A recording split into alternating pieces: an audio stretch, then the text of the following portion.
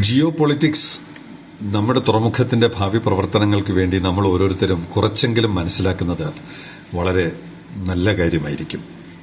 Sailing commentary ആരംഭിക്കുന്നു.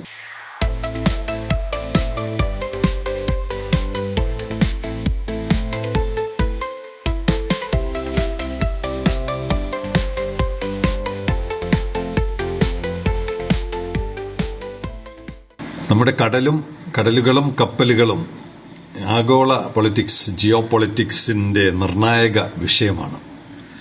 ഏത് രാജ്യം ഏത് തീരുമാനമെടുത്താലും കപ്പൽ മേഖലയാണ് വളരെ പെട്ടെന്ന് അത് ബാധിക്കുന്നത്. പ്രത്യേകിച്ച് ഇപ്പോൾ ട്രംപിന്റെ തീരുമാനങ്ങളൊക്കെ അറിയാലോ. ടാക്സ് കൂട്ടുമ്പോൾ ഇറക്കുമതി ചുങ്കം കൂട്ടുന്നതനുസരിച്ച് കപ്പൽ മേഖലയെ അത് ആടി ഉലയ്ക്കും. ഇവിടെ ഇപ്പോ നമ്മുടെ റെഡ് സീ വാതായനമുണ്ടല്ലോ, സുയസ് കനാലിലോട്ട് കടക്കാൻ ശ്രമിക്കുന്ന വാതായനം കഴിഞ്ഞ 3 വർഷമായിട്ട് വളരെ സംഘർഷമായതുകൊണ്ട് കപ്പൽ യാത്രകൾ മുഴുവൻ ആഫ്രിക്ക ചുറ്റിയാണ് പോകുന്നത്. ആ ഇനത്തിൽ ഒരുപാട് ഫ്യൂവൽ നഷ്ടമുണ്ട്, സമയനഷ്ടമുണ്ട്, ധനനഷ്ടമുണ്ട്. ഇത് ലോകത്തെ മുഴുവൻ ബാധിക്കുന്ന വിഷയമാണ്. ഇപ്പൊ ഈ 2-3 വർഷത്തെ ഈ സംഘർഷം ഹൂതികളുടെ ആക്രമണമായിരുന്നു. ഏകപക്ഷീയമായി കപ്പലുകളെ ആക്രമിക്കുന്ന ഹൂതികളുടെ നടപടി ലോകത്തിലെ പല രാജ്യങ്ങളും അത് ആവർത്തിക്കാതിരിക്കാൻ ഇനി എന്ത് ചെയ്യണം എന്നുള്ള ചിന്തയിലും ആലോചനയിലുമായിരുന്നു. ഏറ്റവും ഒടുവിൽ ഇസ്രയേൽ ഈ മേഖലയിലോട്ട് കടന്നു വരികയാണ്. ഇപ്പോൾ ഒരു ബാലൻസ് ഓഫ് പവറാണ്. യമൻ, ഇറാൻ, ഹൂതികളെ മുൻനിർത്തി ഇറാൻ നടത്തുന്ന ഈ നീക്കത്തെ ചെറുക്കാൻ ഇസ്രയേൽ അവിടെ തന്നെ ചുവടുറപ്പിക്കാൻ ശ്രമിക്കുന്നു. അതിലൂടെ ഈ ഏകപക്ഷീയമായ ആക്രമണങ്ങളെങ്കിലും ചെറുക്കാൻ പറ്റും, തടയാൻ പറ്റും എന്നുള്ളതാണ് ഇസ്രായേലിന്റെ നീക്കം. പ്രത്യേകിച്ച് അവർക്കൊരു കപ്പൽ കമ്പനിയുണ്ട്. സിം എന്ന് പറയുന്ന ഒരു കപ്പൽ കമ്പനിയും കപ്പലുകളും അവരുടെ സ്വന്തമാണ്. അതിനു നേർക്കായിരുന്നു ഏറ്റവും കൂടുതൽ ഹൂതികളുടെ ആക്രമണം. അപ്പോൾ അതിനുവേണ്ടി വളരെ പെട്ടെന്ന് ലോകത്തിൽ ആദ്യമായി സൊമാലിലാൻഡ് എന്ന് പറയുന്ന ഒരു രാജ്യമെന്ന് പറയാൻ പറ്റില്ല, സൊമാലിയയിൽ നിന്ന് വേർപെട്ട് നിൽക്കാൻ ശ്രമിക്കുന്ന ഒരു ഭൂവിഭാഗം, അവരെ ലോകത്തിൽ ആദ്യമായിട്ട് അംഗീകരിച്ച ഒരു രാജ്യമാണ് ഇസ്രായേൽ. അംഗീകരിക്കുന്നതിന് കാരണമുണ്ട്. ഇവിടെ ഒരു ബേസ് ഇസ്രായേലിന് ആവശ്യമുണ്ട്. ഹൂതികളെ നേരിട്ട് കൈകാര്യം ചെയ്യുക അല്ലെങ്കിൽ അവരുടെ ആക്രമണത്തെ ചെറുക്കുക എന്നുള്ളത് ഇസ്രായേലിന്റെ ഒരു പൊളിറ്റിക്കൽ നിലനിൽപ്പിന് ആവശ്യമാണ്. അതുകൊണ്ട് അവരെന്ത് ചെയ്യുന്നു? ഈ സൊമാലിലാൻഡ് എന്ന് പറയുന്ന ഈ ചെങ്കടലിലോട്ട് കടക്കുന്ന നമ്മുടെ ജിബൂട്ടി, സ്ഥിരമായിട്ട് നമുക്ക് കപ്പൽ വരുന്നുണ്ടല്ലോ, ജിബൂട്ടിയുടെയും എത്യോപ്യ, എറിത്രിയ എന്നൊക്കെ പറയുന്ന ആ മുനമ്പ്, ആഫ്രിക്കയുടെ മുനമ്പിൽ ഒരു ബേസ് ഉറപ്പിക്കുവാനുള്ള ശ്രമമാണ്. Somaliland's port city of Berbera could allow Israel access to the Red Sea, a vital artery for commercial shipping that overlooks the Babel Mandab. എല്ലാവർക്കും അറിയാവുന്ന ഒരു ലാൻഡ്മാർക്കാണ് ബാബൽ മണ്ഡം. ഇവിടെ കടക്കുന്നതിന് മുമ്പുള്ള ഒരു ഐലൻഡാണ്, നമ്മുടെ റെഡ് സീ കടക്കുന്നതിന് മുമ്പുള്ള. that overlooks the Babel Mandab Strait, which is a choke point for global trade. നമ്മുടെ മലാക്ക പോലെ തന്നെ ഏറ്റവും കൂടുതൽ തിരക്ക് പിടിച്ച ഒരു കപ്പൽ പാതയുടെ തുടക്കമാണ് ബാബൽ മണ്ഡം. അപ്പോൾ അതിന് തൊട്ടടുത്തുള്ള ബാർബറ എന്ന് പറയുന്ന port, Berbera could allow Israel access to the Red Sea. റെഡ് സീയിലേക്ക് ഒരു നിയന്ത്രണം കൊണ്ടുവരാൻ അല്ലെങ്കിൽ കടക്കാൻ പറ്റുന്ന തരത്തിൽ ബാർബറ പോർട്ട് ഉപയോഗിക്കാൻ സൊമാലിലാൻഡ് ഇസ്രായേലിന് അനുമതി നൽകുന്നതാണ് ഈ പുതിയ നീക്കം. കേരളത്തിന് ഏകദേശം 590 കിലോമീറ്റർ കടലുണ്ട്. ഇന്ത്യക്ക് മൊത്തമായിട്ട് 7500 കിലോമീറ്റർ ഉണ്ട്. 1 കിലോമീറ്റർ പോലും കടലില്ലാത്ത രാജ്യങ്ങൾ ഇതിനുവേണ്ടി നടത്തുന്ന പരിശ്രമങ്ങൾ, ചെലവുകൾ,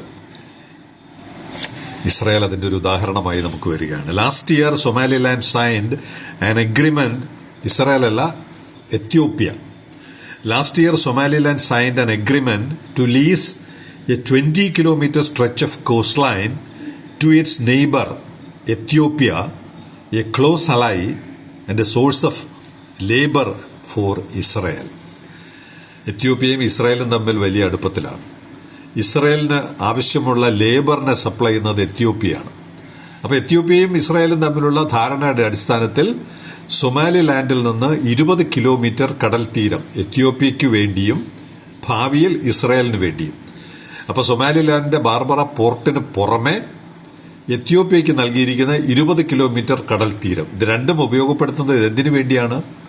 റെഡ് സീയിൽ സമാധാനം പുനഃസൃഷ്ടിക്കാൻ. സുയസ് കനാൽ വഴിയുള്ള കപ്പൽ ഗതാഗതത്തിന് ഒരു തടസ്സവുമില്ലാതെ ഈ കഴിഞ്ഞ 3 വർഷം സംഭവിച്ചത് ആവർത്തിക്കാതിരിക്കാൻ. ഇസ്രായേലിന്റെ സ്വകാര്യ താല്പര്യം തന്നെയാണ് സിം എന്ന് പറയുന്ന അവരുടെ കമ്പനി സുഗമമായി പ്രവർത്തിക്കാൻ. അതിലൂടെ TRVക്ക് വലിയ നേട്ടമുണ്ട്. TRVക്ക് സുയസ് വഴി കടന്നുവരുന്ന കപ്പലുകളാണ് TRVക്ക് ഏറ്റവും അനുകൂലം. ആഫ്രിക്ക ചുറ്റി വരുമ്പോൾ അവർക്ക് TRVയിൽ വരണ്ട, അതിനേക്കാൾ നേരത്തെ അവർക്ക് സിംഗപ്പൂരിൽ പോകാം.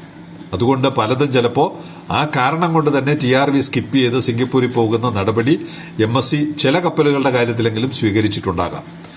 സുയസ് വഴി വരുമ്പോൾ എന്തായാലും നമ്മുടെ 10 നോട്ടിക്കൽ മൈൽ അകലെ കൂടിയാണല്ലോ പോകുന്നത്. അതുകൊണ്ട് TRVയിൽ കയറാൻ ഒരു താല്പര്യം MSC മാത്രമല്ല ഭാവിയിൽ വരാവുന്ന കപ്പൽ കമ്പനികൾക്കും ഉണ്ടാകും. അതുകൊണ്ട് തന്നെ സുയസ് കനാലിന്റെയും റെഡ് സീയുടെയും സമാധാനം TRVയുടെയും പ്രധാന വിഷയങ്ങളിലൊന്നാണ്. അതിന്റെ ഒരു ജിയോ പൊളിറ്റിക്സ് ഇങ്ങനെയാണ്: whether political, economic or security related, Israel has made history in its recognition of Somaliland, a move whose full benefits have yet to become clear. സൊമാലിലാൻഡിനെ ലോകത്തിൽ ആദ്യമായി ഇസ്രായേൽ അംഗീകരിക്കുന്നത് കൊണ്ട് ഉണ്ടാകാവുന്ന രാഷ്ട്രീയവും സാമ്പത്തികവും മറ്റുമായിട്ടുള്ള ബെനിഫിറ്റ്സ് ഇനിയാണ് നിശ്ചയിക്കപ്പെടാൻ പോകുന്നത്. എന്തായാലും നമുക്കൊരു കാര്യം ഉറപ്പാണ്: ഹൂതികളുടെ ഏകപക്ഷീയമായ ആക്രമണം ഇനി ഉണ്ടാവില്ല. കാരണം മറുവശത്ത് ശക്തമായ ഒരു രാജ്യം, ഒരു ആയുധ സന്നാഹം നിലയുറപ്പിച്ചിട്ടുണ്ട് എന്നുള്ളതുകൊണ്ട് തന്നെ നമുക്ക് TRVക്ക് ഒരു സുഗമമായ പാത ഒരുക്കി കിട്ടും. മറ്റൊരു പ്രത്യേകത കൂടിയുള്ളത്, ഈ ദിവസങ്ങളിൽ സൗദി അറേബ്യയും UAEയും നമുക്ക് വളരെ അടുത്ത 2 രാജ്യങ്ങളാണല്ലോ. രണ്ടുപേരും പരസ്പരം ഏറ്റുമുട്ടുകയും ആരോപണം ഉന്നയിക്കുകയും ചെയ്യുന്ന വിഷയമായി യമൻ മാറി. യമന്റെ തെക്കൻ പ്രദേശങ്ങളിൽ UAE പിന്തുണ നൽകുന്ന സൈന്യം, അവിടെയും ഒരു സെപ്പറേറ്റ് രാജ്യത്തിനു വേണ്ടിയുള്ള ശ്രമം നടക്കുകയാണ്. അവർക്ക് പിന്തുണ നൽകുന്ന UAE അവിടെ വാഹനങ്ങൾക്കും പോർട്ടിനും സൗദിയുടെ നിയന്ത്രണത്തിലുള്ള പട്ടാളം ആക്രമണം നടത്തി. നേരത്തെ ഇവർ രണ്ടുപേരും ഒരുമിച്ചായിരുന്നു ഹൂതികളുടെ ആക്രമണത്തെ അപലപിച്ചുകൊണ്ടിരുന്ന ഈ 2 രാജ്യങ്ങളും യമനിൽ, പ്രത്യേകിച്ച് യമനിന്റെ തെക്കൻ പ്രദേശങ്ങളിലൊക്കെ വലിയ പെട്രോളിയം ക്രൂഡ് ഓയിലിന്റെ സാന്നിധ്യമുണ്ട് എന്നുള്ളതുകൊണ്ട് തന്നെ ഈ യമന്റെ ഒരു ആധിപത്യം സൗദിയും ആഗ്രഹിക്കുന്നുണ്ട്, UAEയും ആഗ്രഹിക്കുന്നുണ്ട്. അതിന് പുറമെ സൗദിക്ക് റെഡ് സീയിൽ ഒരു ജദ്ദ പോലുള്ള പോർട്ടുകളുണ്ട്, കിങ് അബ്ദുള്ള പോർട്ടുണ്ട്. പക്ഷേ UAEക്ക് അങ്ങനെ റെഡ് സീയിൽ പോർട്ടുകളില്ല, റെഡ് സീയിലോട്ട് ഒരു ആക്സസ് ഇല്ല. ഓയിൽ കച്ചവടം എപ്പോഴെങ്കിലും ഇറാൻ മുടക്കിയാൽ പകരം ഒരു എൻട്രി എന്നുള്ള നിലയ്ക്ക് യമന്റെ ബേസ് UAE ആഗ്രഹിക്കുന്നുണ്ട്.